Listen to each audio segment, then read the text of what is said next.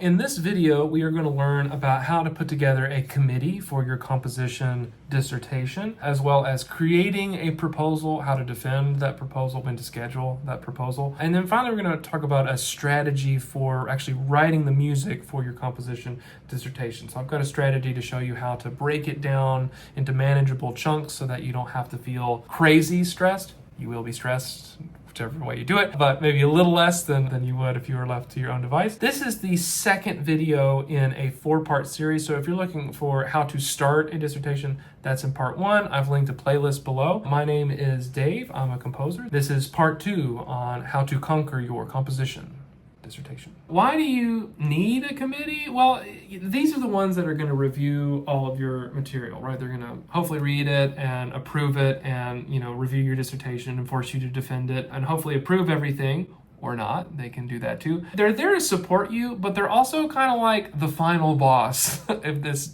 JRPG that we call getting a DMA or a PhD. But you want to choose people that you have a good working relationship and who have expertise that directly relates to what it is that you do. Like, for example, if I was going to do let's say I wanted to write a tuba concerto, all right, then I definitely am interested in what the tuba professor has to say about it. Now, they might be a good person to go to. Or perhaps the wind ensemble director. Like, I know for me, the trombone has a major part in my piece that I wrote for wind ensemble. So I was really interested in getting Professor Tim Connor's expertise on that because he's the trombone professor and this has a big part for trombone. So that you want to find alignment between how the committee relates to the thing that you are making. Ideally, not just like people that you really like. Obviously, you want to get along with them well. Yeah, you get to literally pick your own poison. So choose wisely. It's usually going to be 3 members of your department plus an outside member. Now, usually, sometimes they'll let you do 5 if you want. It's usually 5 total. Sometimes it's a little easier if the committee is only 4 people as opposed to 5. That's one less person that you don't have to worry about their schedule. And if you're getting people from different time zones, it can make scheduling the defense and all these different meetings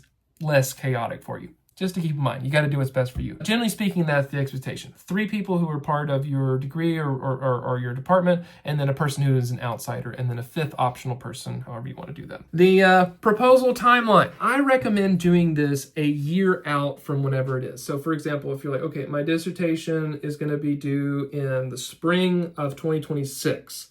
That means that my piece is going to be due in the fall of 2025 for myself, self-imposed deadline.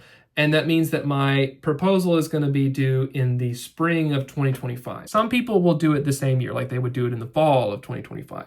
That's okay. Earlier you can do it, the more time you give yourself. Like I really wanted to do it. I do my proposal in 2024 because mine was due in spring of 2025. So that way I'd have the whole summer to work on that. Plan to do it a year out from when you turn this thing in. If not, the semester before. What is a proposal? Like I didn't know, what are you talking about a proposal? It's basically a mini version of the dissertation where your committee members get to like review what you say you're going to do and then offer critique and feedback on it. This is a very good thing. They're gonna rip you to shreds over it, ideally. It's usually like 30 pages, 20 pages, 30 pages, whatever. It's not like, no one's expecting you to write a 100-page proposal. I mean, I guess you could if you really wanted to. In theory, your proposal is like the mini version of the dissertation, so the more work you put into it, the less work you have to do at the end, but you also don't know what they're gonna like accept. Like I know for mine, I had a whole chapter that I was like, yeah, I'm gonna talk about this like American element and like symphonic music for wind ensemble. And they're like, yeah, don't do that. That's like too big a thing to do and you just need to focus on your piece. My recommendation is aim for like 20 to 30, really focus on what it is that you're going to do. And then they will tell you what they think you can do or what would be wise for you to do. They are gonna scrutinize this thing. They're gonna, if you're anything like me, you're gonna get your ass kicked. And I know I did. Oh man, I did not feel good leaving that meeting. I was like, oh no. It ended up being fine and passed, but they had to say, okay, you're not gonna do this part and you need to focus on this and cut this element and blah, blah, blah. They tell you what they think is gonna be the best thing. How to prepare for a proposal defense. Bare minimum, you definitely need to reread it because they will have definitely read it and they will remember things that you have put in it and they're going to critique you on it. And you need to kind of have an idea of everything that you said in it. So you do need to expect that like they are really going to scrutinize everything that you have written in ways that you probably won't imagine, which is why we do this, is why we have this as part of the process. Very important in this is do not try to know everything about it. If they call you on something and you're not sure, don't double down on it. It's totally acceptable to say like, actually, I don't know. I don't know the scope of that. I'm not sure. I haven't heard of that piece. I don't know how that connects. I would need to look into that. It is okay to admit that you don't know stuff. They're not expecting you to know everything. It's very unlikely that you will know more than they will. On most of the things, maybe a couple of things, of course, but you need to be open to criticism. One of the things that I know was helpful for me was every criticism that they offered, I almost always agreed with it. I was like, actually, that's a really great point. I didn't even consider that.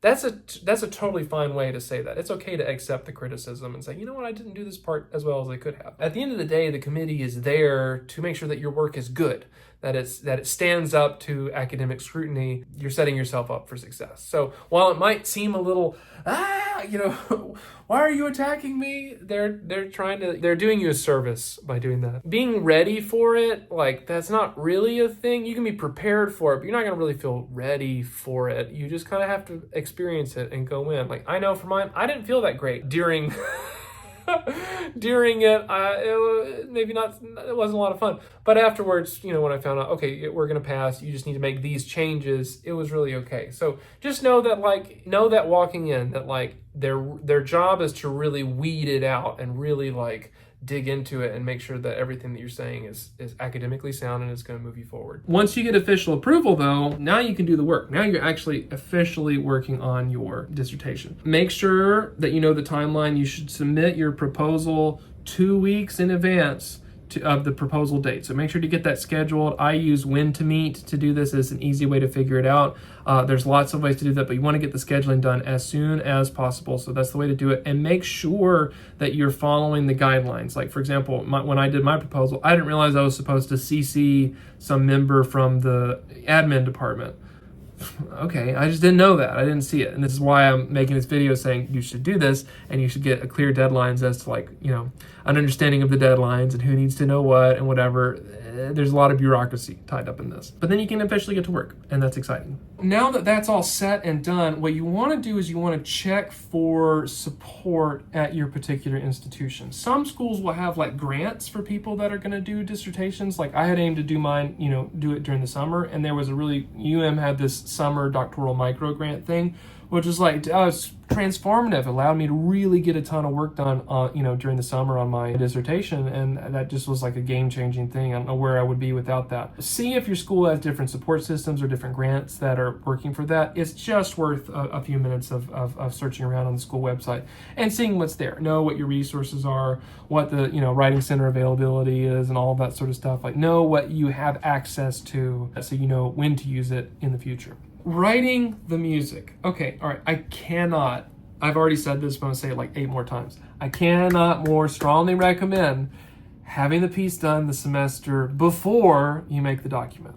Oh, dude, I didn't do this, and it wasn't fun. It's not a good time. It's not great. It was the bane of my existence trying to juggle finishing this piece and then really get started with the paper, and it ended up costing me all of my polishing time. It was a super unpolished score and super unpolished dissertation when I was able to finally get it in. Now, what you're gonna do in terms of getting this thing done, depending on the size and proportion, obviously you wanna think about the form and the scope of it, but ideally what you want to do is you wanna break it down to where you have a very clear weekly goal. What I've done here is I've made kind of a rough dissertation schedule for you, just to give you an idea of how I would break this down. So what I did is I made this is my map or my schedule, my rough schedule of if I was going to do an orchestra piece that's in 3 movements as my dissertation. You can change that to whatever you want. If it's wind ensemble, or if it's a concerto, or if it's an opera, you break it down differently. But this is just kind of a rough idea of how I would do this. So as I have this schedule, you can see here, I've got in this little spot here, I've got all of the dates listed right there prominently. So I've got the one bolded that we're hitting to next. So technically, if we were following this, we've already done the proposal if we're working on the composition piece, right? Okay, so everything I'm doing is hypothetically geared towards Tuesday, December 23rd, 2025. Okay, so what I've done here with this whole schedule is I've broken this down. So if you notice, the first little bit here is this first section is really kind of preliminary work, right? I'm going to take June and I'm going to focus on the research. I'm going to do general sketches. I'm thinking about the form, the shape. Again, it doesn't have to be perfect and definite, just kind of getting started. A week to sketch preliminary materials, a week to sketch secondary materials, and just to give yourself plenty of room to like start this thing. And then I would give each movement a month of my full attention, right? So in this case, July, that's the one that's going to be the first movement, where I've got time to do a first sketch. I've said many times that getting that first sketch makes the biggest difference to me in a piece. Once I can kind of see the rough shape, then it's so much easier for me to go back and layer in and add stuff. So I just think that that's just a great thing. Now, with I would do the same thing for the second movement in August. Again, really stretching it out. 2 weeks to kind of sketch it, right? And then if I miss one, if you notice, the last week of each month always has slack written on it. So it's kind of there as like, okay, if something goes horribly wrong this week, or I have like a huge paper or something, in a class that I have to deal with, then I've got time, I've got slack built in. It's okay if I don't get a really nice rough polish on this first movement. It's there and it's nice, but this way, every single week has a purpose. It's not just work on your dissertation. First month, we're just doing preliminary work, and then the next 3 months, we're giving each movement a focus. It doesn't matter if it's each movement is only 5 minutes long or whatever. If one's 10 minutes, I might take some time from another month. Let's say if movement 1 is like 10 minutes, but movement 2 is only 5 minutes, then maybe I'll switch it around. And then later on, I'm going to say, all right, now it's time to focus on just the orchestration. Once I've gotten kind of most of the music done, and I'm just really focusing on like fleshing out the full orchestration, that was going to take a whole month. And then I would say in November, primarily going through and finalizing that orchestration, making sure that you check everything. Are all the arcos and pitses in the same place? All that sort of stuff that you would do in like for checking your score. So I give each instrumental family a week where I'm just really hyper focused on what it is that they're doing, making sure that all the mute changes work, all the mallet changes work, and the percussion, stuff like that, all the instrument changes for the woodwinds. Again, you can do it in a different way. You could do lower register, mid register, upper register, auxiliary, whatever. Again, this is just a template for you to do. Now, the final month, if you notice, I just wrote for Thanksgiving, obviously I'm based here in the U.S., this isn't true for, if you're not here, but like that particular week, I always know it's going to be kind of a mess. So, hey, that's a slack week. Put that early. And then basically I have a week for each movement to just, again, finally go back and polish. So that worst case scenario I get off from this, which is highly likely, this is a messy process. I have that last month is really just kind of a backup. If I have to move some stuff back to make sure that it works, hey, we're going to be okay. So this is how I would do this. It's all geared towards that December 23rd deadline. If you notice, I say December 23rd, it's a Tuesday. I think that's better than like trying to work during the holidays. That's just me when family's pulling me in different directions. I hate being split between like, spending time with your family and working on this thing. So that's what I want to have it done. But that's a map. Take this, twist it, turn it into your own situations. If you happen to get your proposal done early and hey, you have more months, great, add to it. But this is how I would break it down. Each week has a purpose, and then I'm just going for it, and that keeps you focused and makes this far less stressful than it can very easily be. That deadline is sacred, and you got to build some slack into it. Don't deviate. This is another thing too. If you're anything like me, I'm like so easily distracted, right? That's like my whole. That's me. So for example, like, okay, I'm working on my dissertation in the summer and blah blah blah. But actually, this thing is due, and like, I kind of want to finish this other piece for it. I'll just take a break. I'll take like a week. It'll be fine. And then like, okay, like a month later, I'm still working on this choir piece. Why am I working on this choir piece? Just what are you doing? I also did a film score too in the middle of that. Like, dude, what was I thinking? An 8-minute choir piece and a film score? Easily distracted. I took a lot of deviations from it, and I really don't recommend that, because where I should have finished this thing in December, I didn't really finish it until like early February, and that was like, that's not good. It's not a good time. I was giving myself too little time to do this huge paper. So don't deviate, don't be distracted, focus on it. Yes, there are going to be things that you want to do. Yes, you are making a sacrifice right now because you can't, deviate in any way. That's okay, because once you get this thing done, it's done. You've crossed the hurdle. It's over.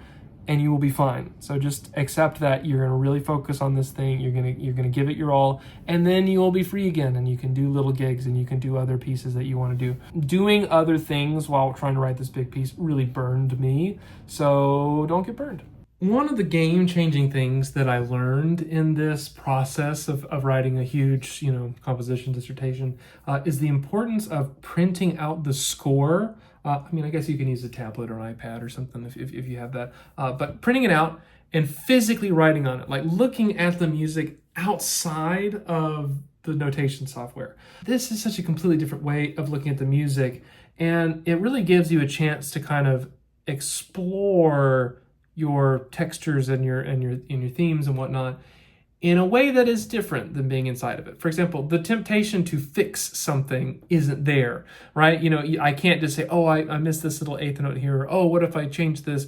I can't just type it in. So I would write myself little notes. I would circle it. I go through it with a pen, usually after a lesson. You can really kind of reimagine it every time you draft it, every time you go through and you add another layer and other perspective on it. Oh man, that is really nice. It's just a great way to really polish your score and revise it. So I recommend doing this after you have a lesson or you're meeting with your chair or primary teacher or whatever. That way you have their notes as you've been scribbling on it during the lesson, and then you can add your stuff, and then you just have a clear checklist for, hey, this is what I need to do for next time. So that's super valuable. I wish I was doing that a long time ago, for sure. So that's going to be the end of part 2 of this. So next time we are going to actually talk about the actual writing of the paper. We're going to talk about how to think about the analysis. We're going to walk you through how to do all of the things to make your paper actually really pristine with all the figures and tables and score excerpts and submitting the paper and all of that fun jazz. So thank you so much for watching. If you found anything in this video helpful, or you happen to make it to the end, please consider liking and subscribing. It really helps me reach more people, which is really wonderful. Thank you all for your support. We will see you in the next one. Cheers.